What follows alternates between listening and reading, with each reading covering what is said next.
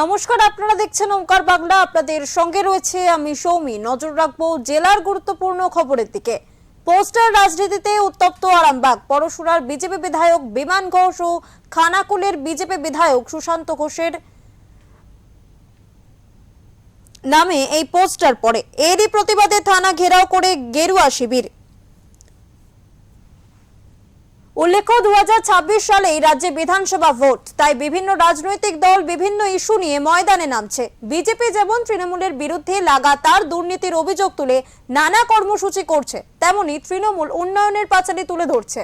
অন্যদিকে হঠাৎ করে পরশুরা ও খানাকুল জুড়ে দুই বিধায়কের নামে ব্যক্তিগত কুৎসা করে পোস্টার পড়েছে। এই ঘটনায় রীতিমতো শোরগোল পড়ে আরামবাগ মহকুমায়।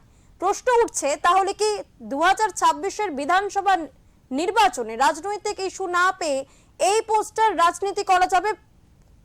তবে পোস্টার কারা বা কে দিচ্ছে তা জানা যায়নি। বিজেপির দাবি, তৃণমূলের সভাপতি পলাশ রায় এই কাজ করেছে, যদিও অভিযোগ অস্বীকার করেছে তৃণমূল।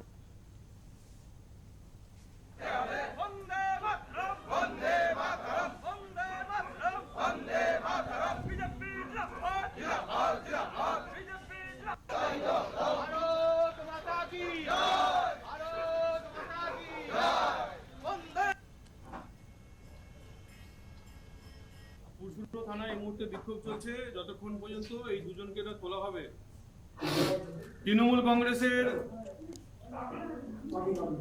যুবর সভাপতি আরামবাগ সাংগঠনিক জেলা যুবর পলাশ রায় গতকাল রাত্রেবেলা কোন ফ্লেক্সের দোকানে এটা ছাপিয়েছে, কারা নিয়ে এসে ভোরবেলা মেরেছে, এটা সব জানা আছে।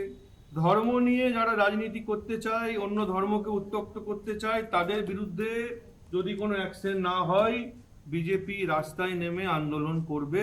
আজ থেকে শুরু হয়েছে, যতক্ষণ না অ্যারেস্ট হয় এই আন্দোলন থামবে। দেখুন, নিজেদের কেচ্ছা কেলেঙ্কারি ঢাকছে, সেটা তৃণমূলের নামে এবং আমাদের ঘাড়ে দোষ চাপানো হচ্ছে। আজকে যে বিজেপির বিধায়ক নিজেকে ধর্মের, সনাতন ধর্মের, হিন্দু ধর্মের ধ্বজা ধরে আছেন, তার মুখোশ আজকে খুলে গেছে। ওখানের সাধারণ মানুষ, ওদের নিজেদের মধ্যে সমস্যা আছে। দেখেছিলেন কিছুদিন আগে পুরসুরে একটা পোস্টার পড়েছিল, যে স্থানীয় বিধায়ক চাই বলে একটা পোস্টার পড়েছিল। সেই নিজেদের সমস্যা ঢাকছে, আজকে আমাদেরকে টেনে নিয়ে আসা হচ্ছে। কিন্তু যে মুখোশটা খুলে গেছে, যেটা সামনে এসেছে, সেটা হলো আজকে যে হিন্দু ধর্মের বড় বড় কথা বলতেন উনি, সেই জায়গায় আমরা কি দেখলাম, উনি একটি মন্দির ভেঙে পেট্রোল পাম্প করেছেন।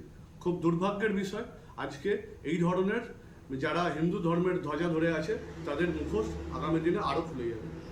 মিয়ানবাবু পরিষ্কার বলছেন যে তৃণমূলের কাছে কোনো রাজনৈতিক হাতিয়ার নেই বলে এরা ব্যক্তিগত কুৎসা করছে।